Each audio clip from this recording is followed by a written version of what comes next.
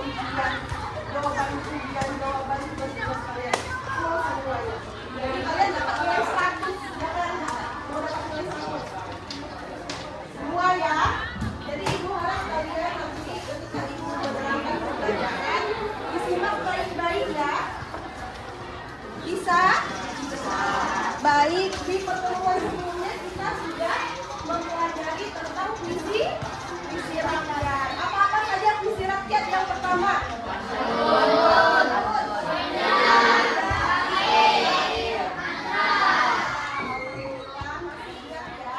Jadi untuk pertemuan kali ini, ibu ingin menjelaskan kepada kalian materi tentang teks narasi. Ya. Jadi ibu harap setelah pembelajaran ini kalian nanti bisa mengidentifikasi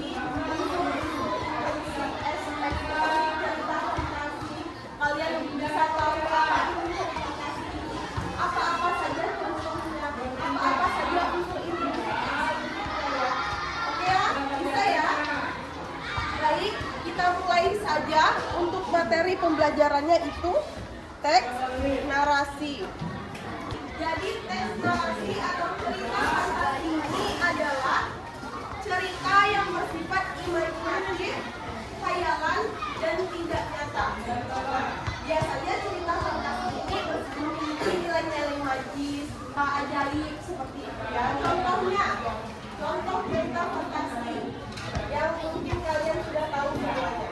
Film Avatar termasuk cerita fantasi nggak?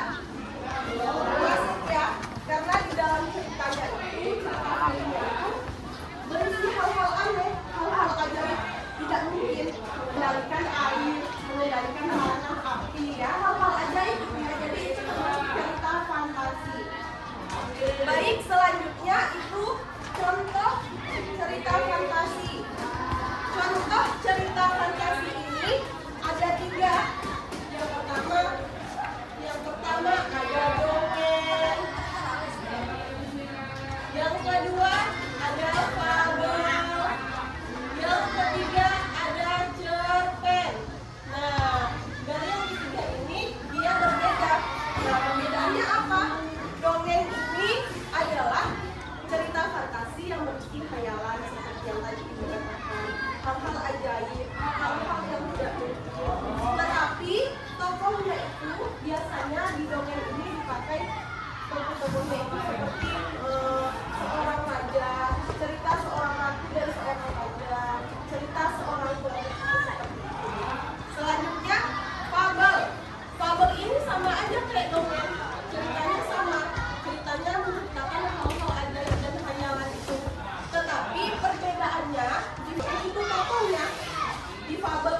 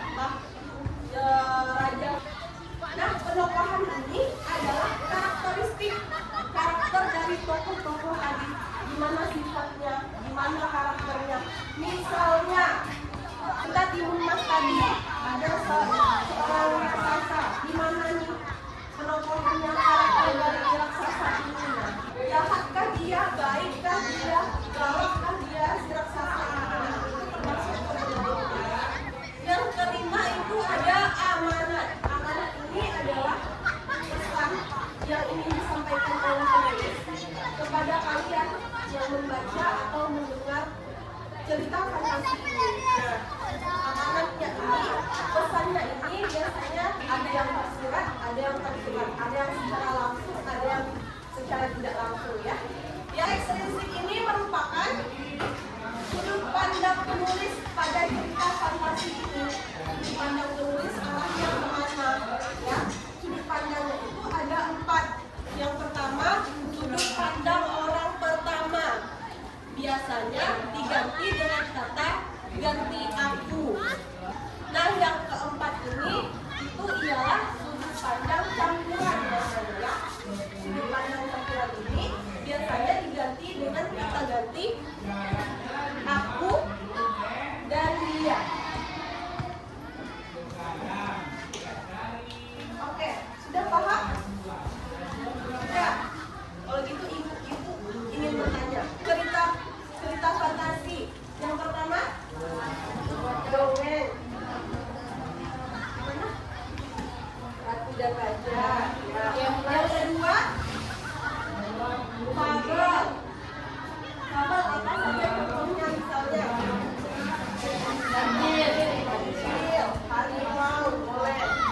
Baik, selanjutnya unsur intrinsik cerita fantasi apa-apa saja. Tema, kedua, unsur ekstrinsiknya. Pertama, kata gantinya. Orang kedua. Orang ketiga. Orang keempat. Kemudian dia campuran ya. Baik, sudah paham? Kalau sudah paham, ibu ingin kalian membentuk 4 kelompok dan akan ibu kasih tugas mengidentifikasi unsur-unsur intrinsik dan ekstrinsik cerita yang akan ibu bagikan nanti. Ya, boleh dibentuk kelompoknya.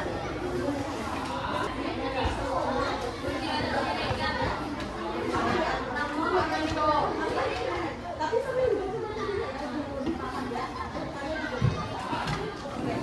Paham ya? Boleh dibentuk.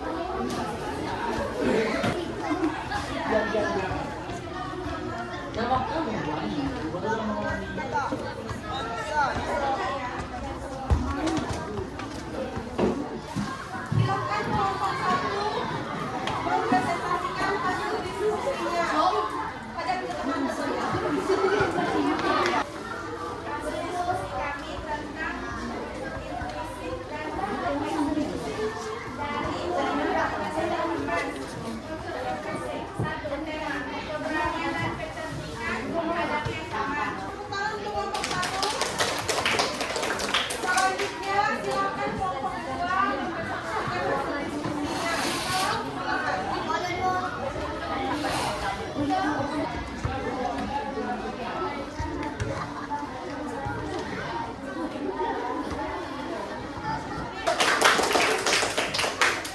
Selanjutnya kelompok 3 cerita fantasi tentang Malin Kundang. Boleh dipresentasikan hasil diskusinya ya. Balasan atas perbuatan durhaka, kotor dan penomoran, Malin Kundang, ambisius, sombong, durhaka, itu mati. Boleh kasih aku satu kelompok 3.